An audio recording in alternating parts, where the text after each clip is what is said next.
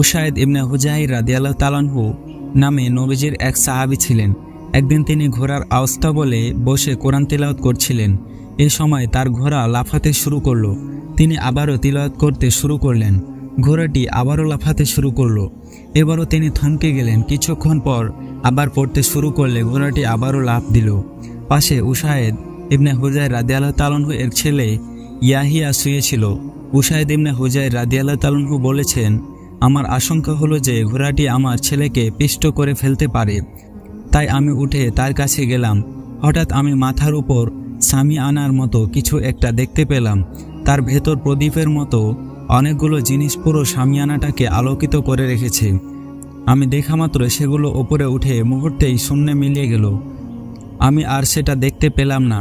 পরদিন সকালে নবীজি সাল্লাল্লাহু আলাইহি সাল্লামের কাছে গিয়ে আমি বললাম, আল্লাহর রসূল সাল্লাল্লাহু আলাইহি সাল্লাম, গতকাল রাতে আমি আমার ঘোড়ার আস্তাবলে কোরআন পড়ছিলাম। আমার ঘোড়া তখন হঠাৎ লাফাতে শুরু করেছিল।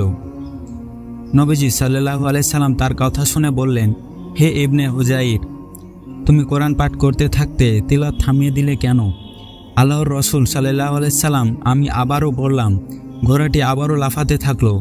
এবারও নবীজি সাল্লাল্লাহু আলাইহি সাল্লাম বললেন, হে ইবনে হুজাইর, তুমি তিলাওয়াত করতে থাকতে। আমি তিলাওয়াত খতম করে দিলাম, কারণ আমার ছেলে ইয়াহিয়া ঘোড়াটির পাশে ছিল। ঘোড়াটি আমার ছেলেকে পিষ্ট করে ফেলতে পারে, সেই আশঙ্কায় আমি তিলাওয়াত শেষ করতে বাধ্য হলাম। আমি মেঘপুঞ্জের মতো কিছু একটা দেখতে পেয়েছিলাম, যার মধ্যে প্রদীপের মতো কোনো বস্তু আলো দিচ্ছিল। আমি দেখা মাত্র সেটা উপরে উঠে গেল, এমনকি তা আমার দৃষ্টির আড়াল হয়ে গেল।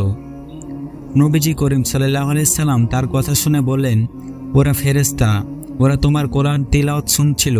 তুমি পড়তে থাকলে ওরা ভোর পর্যন্ত থাকতো, লোকজনও ওদের দেখতে পেত। ওরা লোকজনের দৃষ্টি আড়াল হতো না।